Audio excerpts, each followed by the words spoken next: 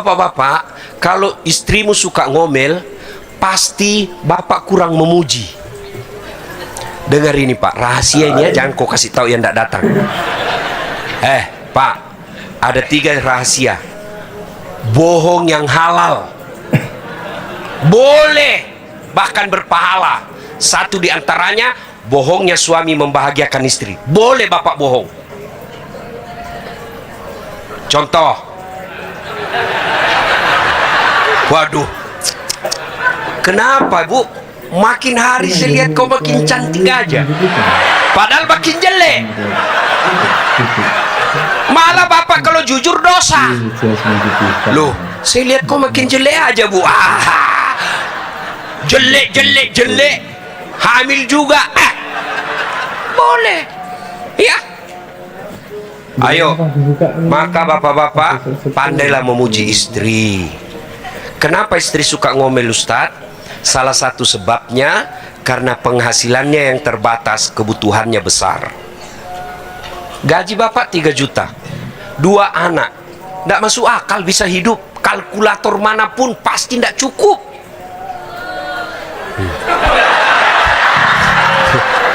Tapi karena perempuan ahli bidang ekonomi, 3 juta dia berusaha hidup dalam sebulan. Coba kalau bapak pegang itu 3 juta, tidak bisa cukup. Tapi istri 3 juta dia bisa cukup, karena dia kelola itu dengan kemampuan otak yang terbatas. Maka dia lampiaskan dengan mengomel. Benar bu? Maka sabar. Sekarang bagaimana aplikasinya sabar Ustadz? Ucapkan inna lillahi wa inna alladzi idza asabatu musibah qalu. Gimana operasionalnya Ustaz? Bapak balik kanan. Sudah bu, sudah. Inna lillahi wa inna. Jangan pula kau tengok baru kau bilang inna lillahi. Wah, tambah marah pak. Ya, kalau saya itu saya amalkan. Mana sih ada, biar istri Ustaz tukang ngomel juga. Bohong kalau dia bilang tidak ada masalahnya. Bohong. Mana ada orang tidak ada masalahnya? Bohong itu. Istri Ustaz bohong, biar dia Ustaz pasti ada masalahnya. Apa mulianya Ustaz? Kau kalah mulia Nabi. Nabi ada masalah, Aisyah pernah cemburu. Apalagi das atletik. Mas Dimas tahu tidak masalah saya paling besar sekarang? Banyak janda curhat pak. Waduh, Ustaz, suami saya meninggal, adakah doa-doa penenang jiwa? Saya kasihlah doa penenang jiwa. Lama-lama dan Ustaz, jiwaku sudah tenang. Tapi maukah Ustaz menjadi imam dalam hidupku? Aduh, mohon maaf, saya bukan imam ibu, saya penceramah. Tapi rumusnya, saya cuma ucapkan kalau mamaknya cik ngomel. Innalillahi wa inna ilaihi. Masih ngomel, saya peluk, lalu saya menyanyi, bila kamu di sisiku, hati rasa syahdu. Mulai senyum itu. Masih ngomel, saya buka baju saya, baru saya peluk, insaplah. Wah, begitu rumusnya pak. Benar, coba amalkan ini pak. Kalau orang kaya pak, pejabat, selebriti, begaduh tiap hari, paling tidak duitnya banyak, paling tidak dia punya anak buah, paling tidak dia populer. Tapi kalau kita sudah rumah ngontrak-ngontrak, suami istri jelek, banyak utang, bertengkar tiap hari, kapan kau bahagia bos? Paling tidak kalau kau bahagia rumah tanggamu, kau lihat orang kaya, kau lihat pejabat lewat, kamu masih bisa bangga. Kau betul pejabat, kau banyak duit, tapi kau tidak bisa dapatkan kebahagiaan seperti rumah tanggaku. Dan bahagia itu tidak mungkin bisa dicontohkan dari orang lain. Ibu yang harus ciptakan.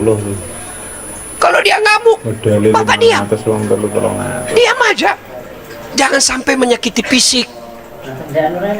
Kalau bapak menyakiti fisik, pidana, dan juga bapak bukan orang beriman. balikkan ke rumahnya. Sudah. Iya toh, ibu-ibu tidak senang sama suami, balik kok ke rumahmu. Jangan malah kau cerita di medsos. Tak kusangka kau begitu. Beleng-beleng. Yang lebih parah lagi saling menghina. Sudah itu baikan lagi. Gengsi dong. Masya Allah. Dengar ini bu, kami ini laki-laki juga tergantung istri. Kalau istri baik, tidak mungkin laki-laki macam-macam. Mana buktinya? Waduh, istri saya itu bu, bidadari surga. Benar pak. Meskipun saya selisih 26 tahun. Itu kalau saya keluar rumah, Masya Allah, dicium dulu tanganku bu. 3 kali bu, cukup enggak? Dicium lagi jidatku. Sudah itu kanan lagi. Sudah itu kiri lagi. Ini agak lama sedikit. Kenapa istri saya? Tanya supir saya bu, tetangga saya. Biasa saya malu kalau dilihat ibu-ibu tetangga. Lalu dia usap dadaku.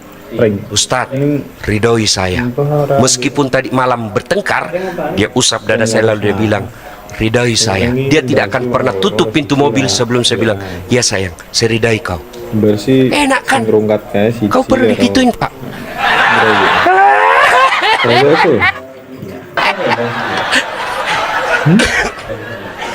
Tapi istrimu tidak mungkin begitu kalau kamu tidak mendidiknya. Didiknya bagaimana Ustaz? Bawa pengajian begini. Itu ikhtiar.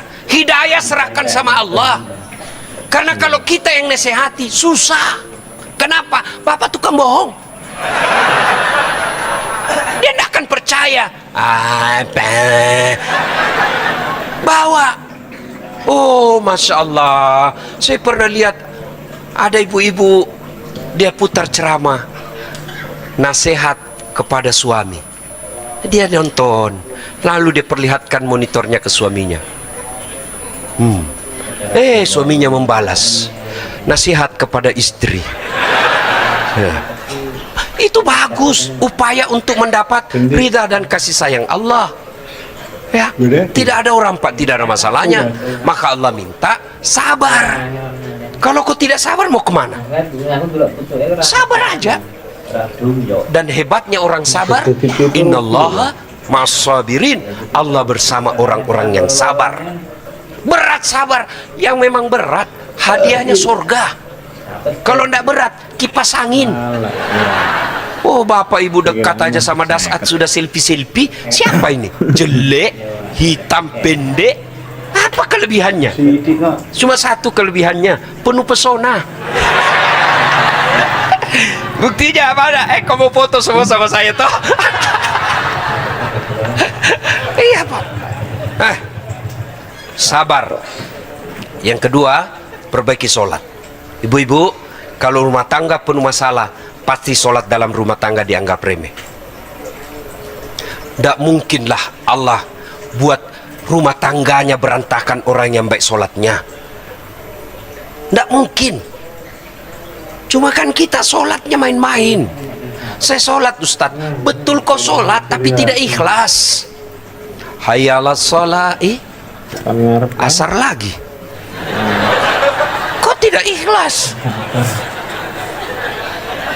Saya sholat, betul kok sholat tapi cari duit. Allahu Akbar. Tadi 200.000. Mana yang 50 ya? Sami Allah. Malah dia periksa semua kantongnya pak. Siapa bilang kau sholat itu? Kau cari uang. Saya sholat Ustaz, betul kau sholat tapi main-main. Allahu Akbar. Balik ya kan. Seratullah. Kau ketawa karena membayangkan diri sendiri semua kan? Ayo, menghadapi masalah rumah tangga, sholat, sabar. Yang kedua, tolak balalah dengan sedekah. Sedekah. Sehebat-hebatmu kamu jaga suamimu, tidak mungkin kau lebih hebat dari suamimu. Tidak mungkin. Maka serahkan kepada Allah untuk menjaganya. Gimana cara menjaganya? Hadirlah engkau di hatinya. Gimana cara hadir di hatinya? Bukan dengan setiap saat video call. Ya, kok video call? Ini HP saya, kalau di video call mama nyecek, saya kasih tempel dulu, baru saya terima. Halo, waduh, jelek jaringan. Iya kan? Makin jago pula suami. Nah, gimana caranya? Hadir di hatinya. Tidak mungkin kau bisa hadir di hatinya kalau mulutmu kasar. Tidak mungkin kau bisa hadir di hatinya kalau kau tidak hargai mertuamu. Cara jaganya, hadir di hatinya. Akhlak baik, tutur kata sopan, muliakan orang tuanya, hargai saudara-saudaranya. Biar perempuan mana yang mau menggadunya, dia, saudaranya akan melindungimu, mertuamu akan melindungimu. Berikutnya, tolak bala dengan sedekah. Ya, ibu jaga caranya, sedekah. Bangun sholat hajat, sudah mulai ada gejala-gejala nih, kelainan. Nggak biasanya pakai parfum. Ini parfum aja kerjanya. Nggak biasanya setrika, baju dalamnya pun disetrika. Sudah patut dicurigai. Apalagi kalau terima handphone dalam kamar mandi. Sudah patut. Ibu nggak usah curhat di medsos. Lebih ibu curhat kepada Allah. Caranya, sholat hajat. Adakah manusia yang mampu mengalahkan kehendak Allah? Tolong jawab, Pak. Ada enggak kira-kira manusia mampu mengalahkan kehendak Allah? Nah, kalau Allah yang taklukkan hatinya, ada yang bisa membolak-balikkan? Enggak, Allah yang membolak-balikkan hati. Maka sholat hajat. Selesai sholat hajat nih.